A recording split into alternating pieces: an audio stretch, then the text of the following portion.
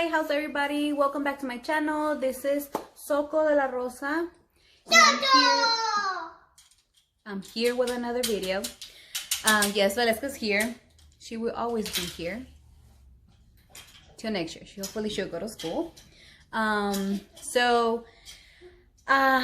told you on my last video that I was gonna have another kind of story time about how at my age, at the age of 21, I was already a homeowner. Like, how did I get my house paid for? No mortgage, no nothing, at the age of 21. The only thing that I pay, of course, is the property taxes once a year. And before I get into the topic, I really want to say thank you to all the comments I got on my previous video. I had so many people that share their story on my Instagram. Thank you very much. Okay. And a lot of people share their stories through Instagram. Thank you very much. Some of them stories were heartbreaking. Like, if my story was bad, God, like, this is such a serious and sad topic what we're going through right now. But thank you so much to everybody that share their stories with me. And okay, so how I was a homeowner at 21. It was due to a tragic event that happened approximately 8 years ago. I was 21. I am 29 years young. And it happened because of a house fire. I lost my house due to a house fire on March 7th, 2011. I'm not, like I said, I don't really like going into details because I can still remember everything and it's like living everything all over again. Yes, I was in the house. My two older kids were in the house also. And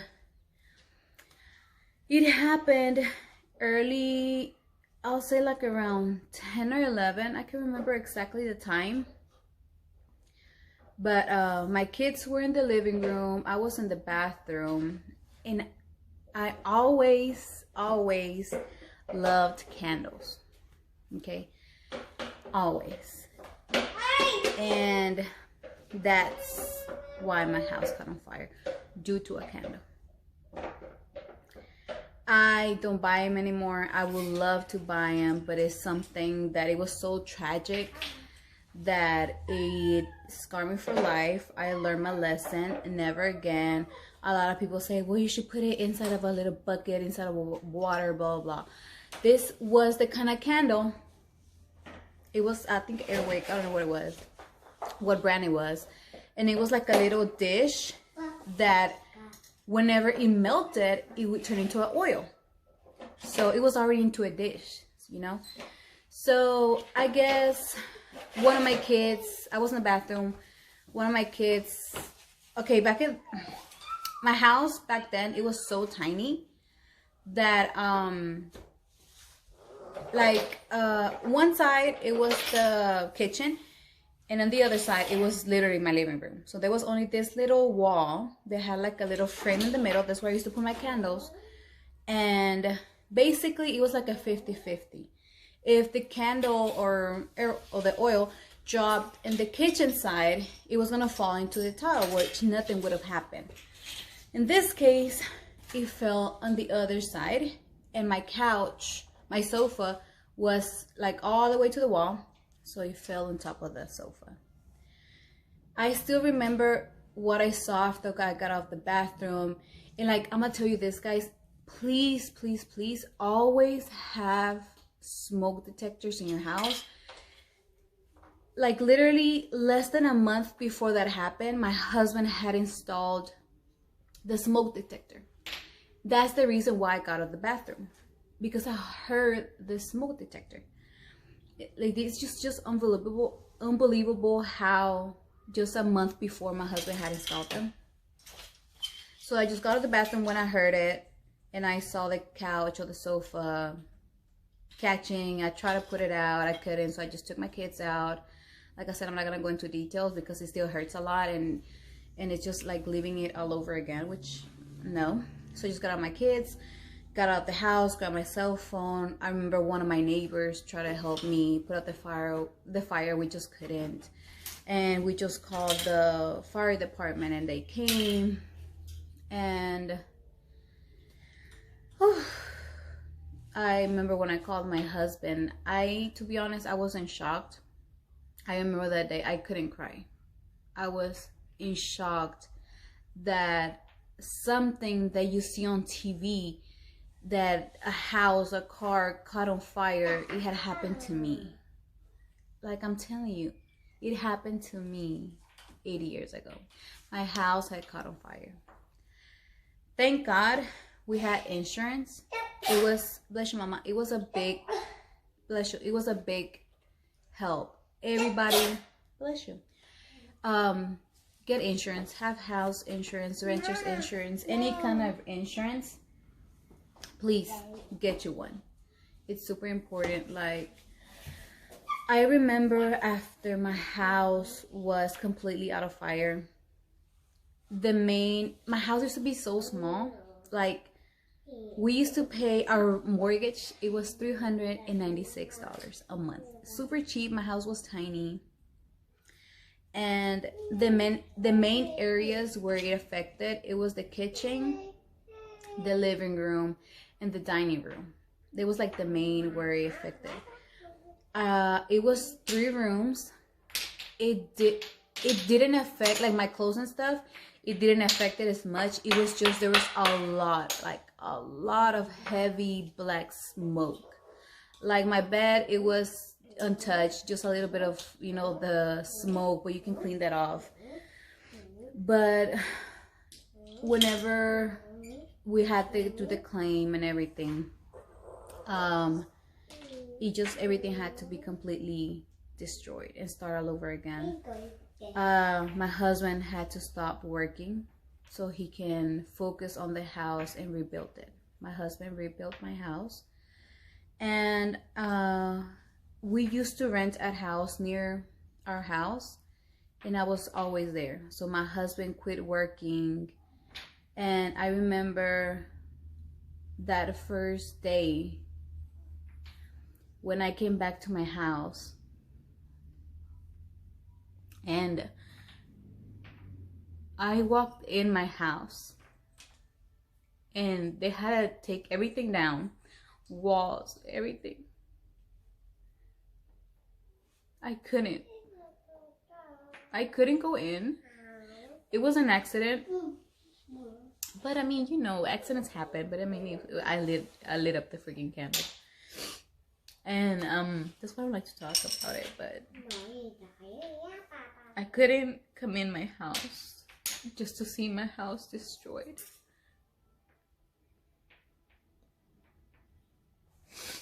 And thank God, God knows what he's doing. My husband, literally, that happened in March, April, in 8 months, my husband rebuilt my house.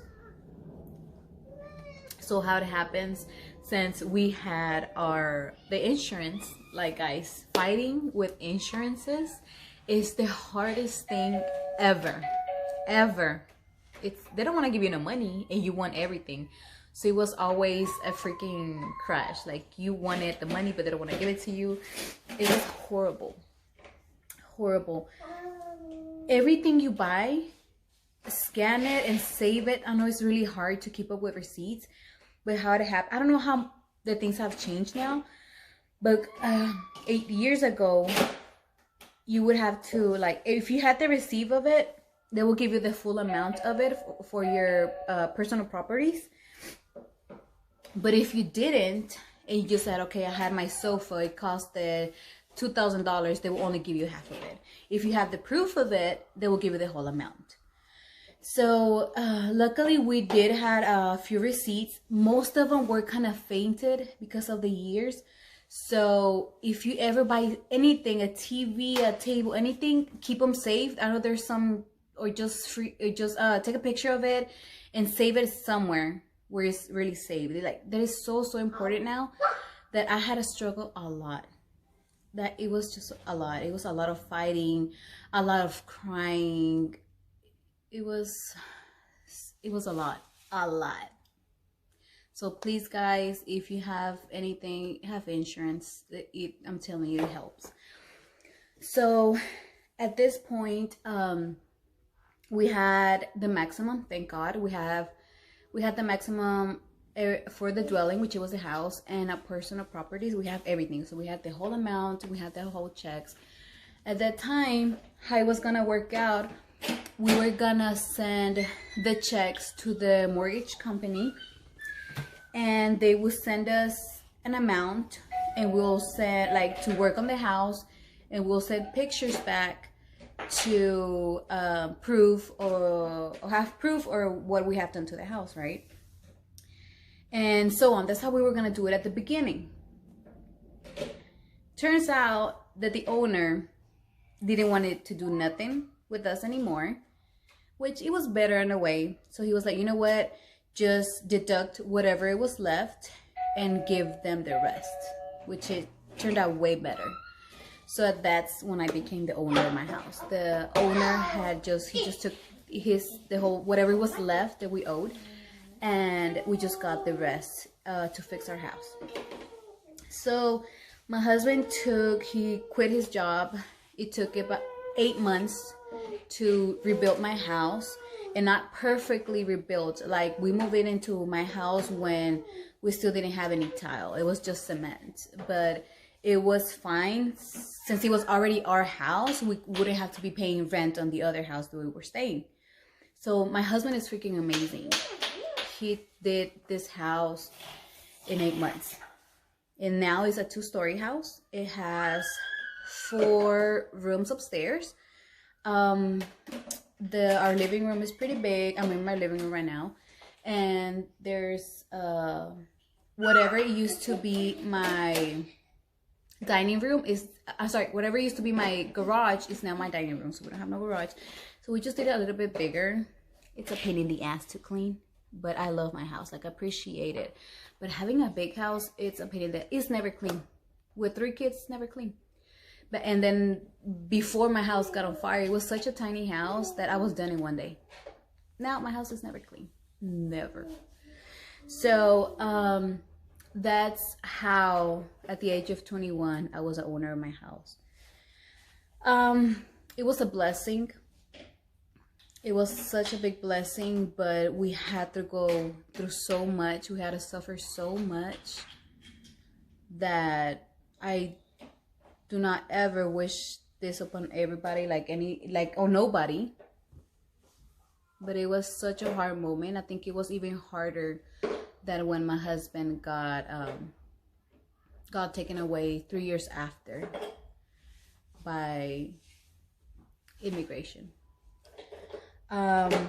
We're still not done completely remodeling our house. It's been 8 years. A house is, when you're a homeowner, it never stops. It never ends. Whenever you finish something, you want to do something else. Something happened to the air conditioning. Something will happen with the water heater. The foundation is cracked. Like, everything. It's, oh my God, it's super hard. So a house, that's why we're taking our time, remodeling slowly, and we just here blessed that we don't have to pay rent. And I'm sharing my story. I'm not telling you to go do what happened to me. No. I'm just sharing my story. And a lot of people ask me, how are you a homeowner? Are you paying for your house? Are you renting your house? I'm like, no, I own my house and I love it. And I don't think we're ever gonna sell it. We're thinking about moving soon. I don't know how soon yet, but I mean, at least we're thinking. But I don't think we're ever gonna sell our house. So, one thing, please, like I said, please have insurance on anything. If you're an apartment, renters, insurance, car, everything, you think you're just paying for nothing, but you would never think until it actually happens to you. Like, this is me. It happened to me. When I always see it on the news, I can't believe it still happened to me.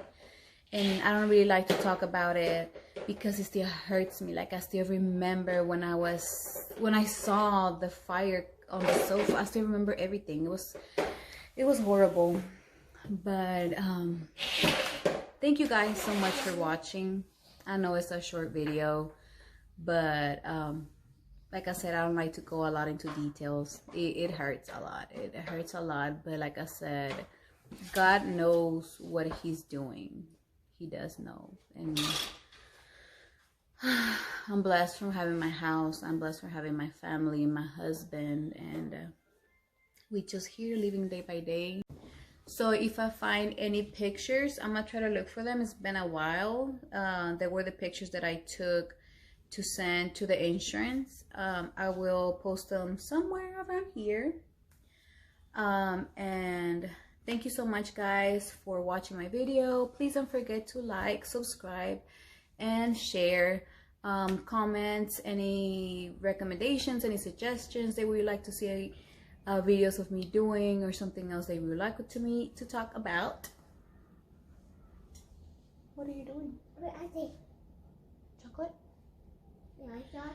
And thank you so much, guys. Nice seeing y'all. Hopefully I'll come back next week with another video. Bye. Take care. What had happened to you? I would love to read them and hear about it. Any suggestion? And any should